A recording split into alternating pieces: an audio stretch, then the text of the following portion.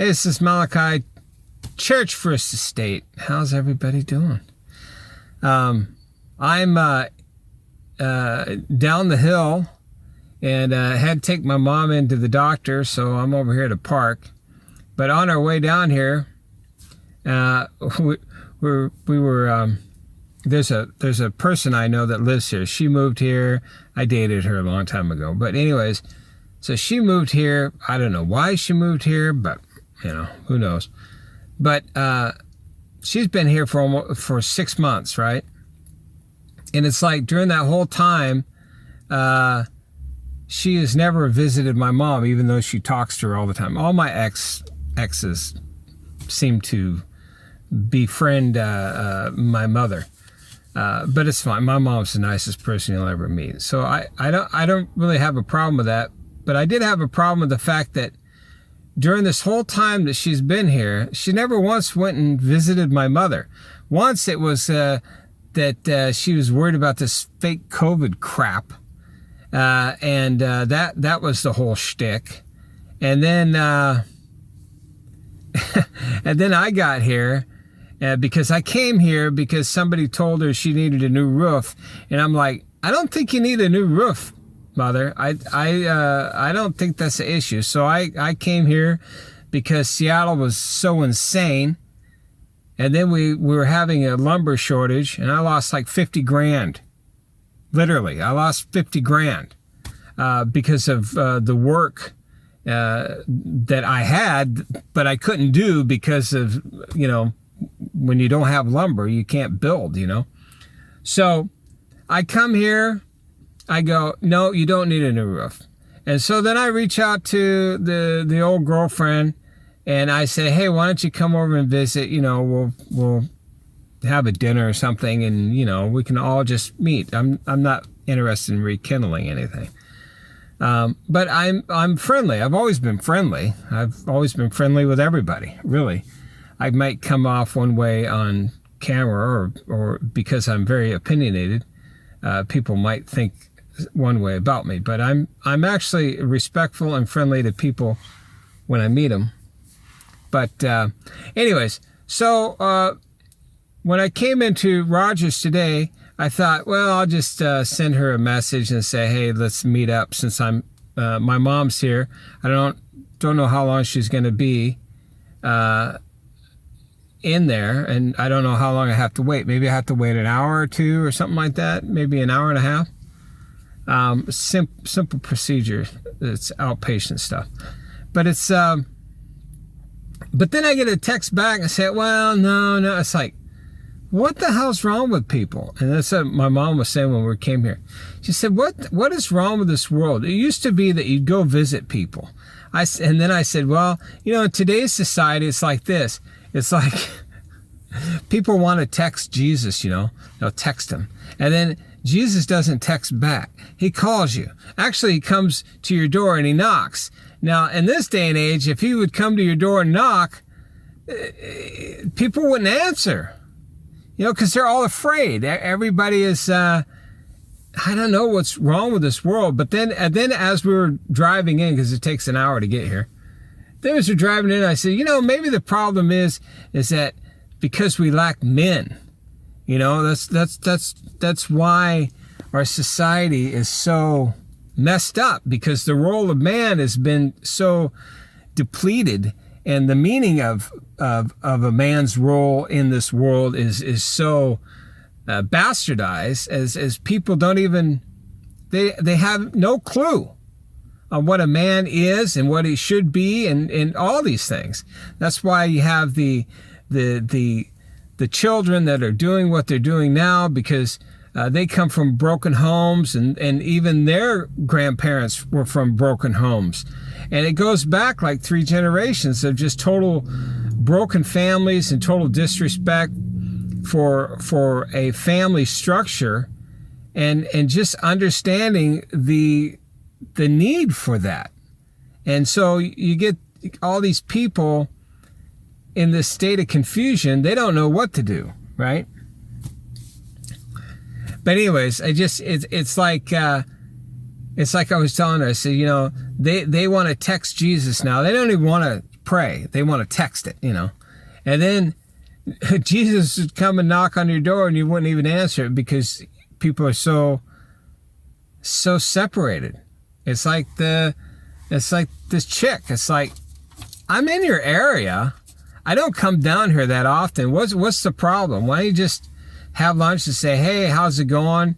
Talk to my mom, because you freaking talk to her all the time. And I see the messages are like mini novels half the time. And I'm going, what the hell is she talking about going on? And I mean, it's like they're writing these mini novels back and forth. It's, well, why don't you just meet, have tea or coffee or something? What the hell's wrong with this world? Nobody can just meet anybody anymore. And this is, and now with the masks and all this other crap, it's just like, and then there's no leaderships. And then Trump comes out either today or this morning or yesterday or whatever was going on, and his stupid vaccine crap.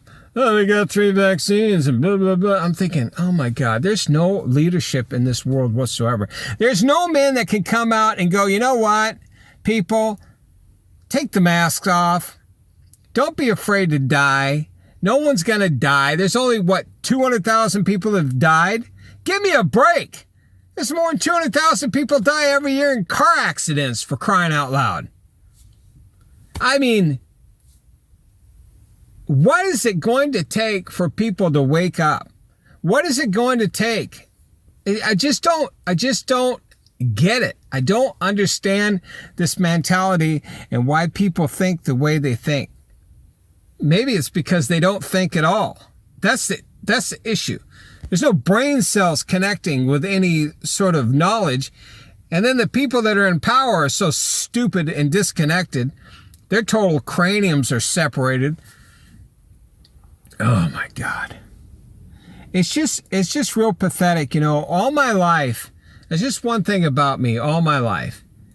When I was young, there was an old lady. She was in her 90s. She lived next door to us when I was a kid, like 7, 8 to 12 or something like that.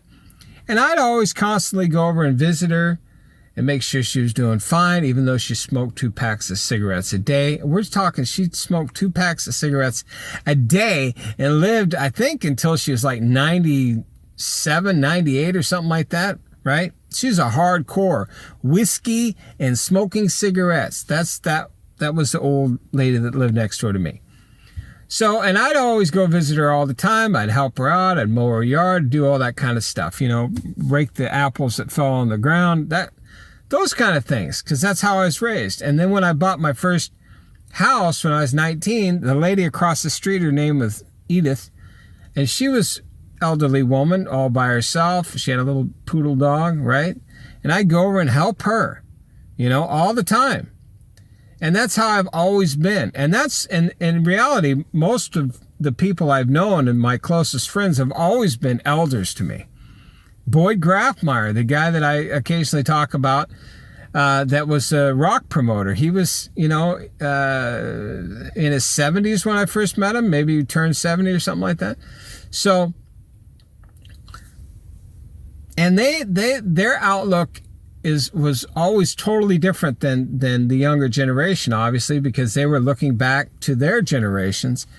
And so it was always great to hear those stories and those viewpoints, because those are the things that really made America great. Not like what Trump says with his bullshit stuff, but these were really true factors of greatness and people of substantiated stability, and just, the essence of life was in them. Not the essence of blame everybody else, be afraid of everybody else. Don't ever go to your neighbors without freaking texting them first or something stupid like that. It's so pathetic. It's pathetic. I posted a picture of a product I just finished because I came here to visit my mother. So I thought, well, she always wanted this place outside so she can be outside when it's raining, but not in the rain, but not be enclosed, like certain sunrooms are. So I make this room, and I posted on Facebook, And I got more responses from those pictures than I think I've gotten from any set of pictures of people just loving it, how it turned out. And it turned out beautifully. And then I even posted on a local thing to see if I can, get some interest for work. And I got tons of responses. I got more responses off that than anybody else has gotten on any post on these local kind of things. But it's interesting to me. People will they'll respond, and we're talking these people actually responded, but no one will ever just come over and say, hey, how's it going? We create a place for people to gather, but nobody wants to gather. You know what I mean?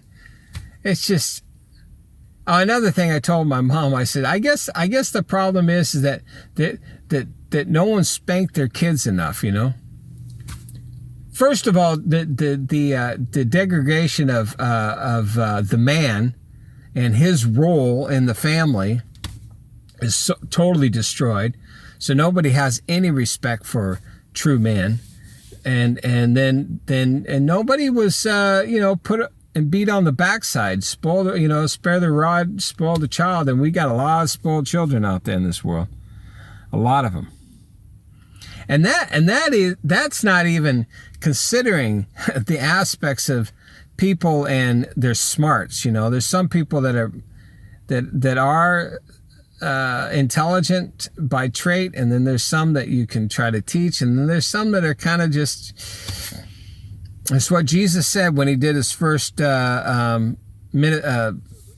speech or whatever. I don't know what you'd call it. When he was ministering to the people, he said, blessed are those with weak minds, for theirs is the kingdom of heaven, or something like that. Basically, Jesus is saying, hey, there's a lot of stupid people. but it's fine. So I sometimes I get so frustrated dealing with people, because I'm a guy, if you say something to me, say, hey man, I'd like to do A, B, and C. By the time you say C, I've already done A. You get what I'm saying? I'm not a guy that goes, I'll think about it. I don't know, twiddle my thumbs. I do it. I get it done. Most of the time it's like, oh wow, you done? That's done already? Oh wow. It's like, and I try to explain to people, that's why I've done a lot of stuff in my life, because I just do it. Just do it. I do it. I get it done. I'm over it.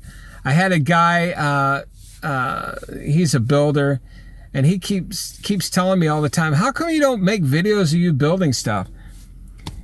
Because I've done so many different things, like my wine cellars and different projects that are, I guess what he says, you'd have tons of subscribers if you just teach people how to build proper showers and stuff like that. And I go, I get it. Or if I built my wine cellars, then people would really freak out. But I go, I get it. I understand it. I probably should do videos on that. Stop doing my stupid Church First Estate because no one gives a crap. Yeah, you do give a crap, but I'm saying I'm not hugely famous like some of these other people are. I don't have all the subs, because I don't tell people to subscribe, and I'm not selling food storage units or whatever. But I say, the reason why I don't do videos on my construction stuff is because I totally space. I'm so focused on doing the job and getting it done that I don't even think about that. I need a tripod. I gotta set up the camera. I gotta then push record, all this kind of stuff. It doesn't even come into my cranium.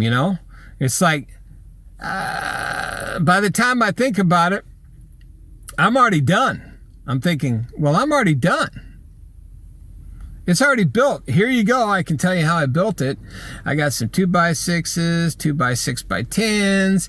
I cut them to 9. I put a 32 degree on the end, blah, blah, blah. I mean, I guess I could do that, but it's like, by that time, it's already up and done. I'm done. It's done. What do you want me to show you? It's like building a deck. I've done that so many times. It's like, then I see videos of guys building decks and they totally build them wrong. It's like, But anyways, we need to bring back whoopings, and then we need to bring back the well, I guess nothing's going to come back. I keep hoping for a glimmer of hope. But there's something that was written in Revelation. I think it was 4 something. You're going to have to read through it on your own. But it talks about those who have passed and they're in heaven. They're saying to God, "Hey, when are you going to, take revenge on those who have put us here, And he gave them white robes and so on. And then he basically says, to wait a little while. And then he says to them that these things shall not happen until what happened to them happens to the people on earth. So sometimes it's kind of like there's a lot of crap that's going to come down the pipe, and people really have no clue. And I guess the worst thing is, or the one thing that I need to tell people, and the one thing even my mom said is that you gotta have to be in a position where you have no fear of death. And it's like the person we reached out to, and she goes, "I don't want to meet."